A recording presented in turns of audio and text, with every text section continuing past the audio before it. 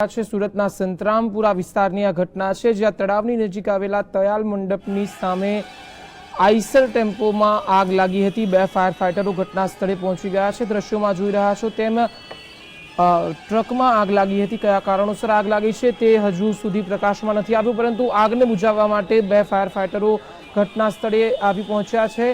આ ઘટનાના સૌપ્રથમ દ્રશ્યો આપ જીએસટીવી પર જોઈ શકો છો। સુરતમાં ટ્રકમાં આગ લાગી હોવાની ઘટના બની છે।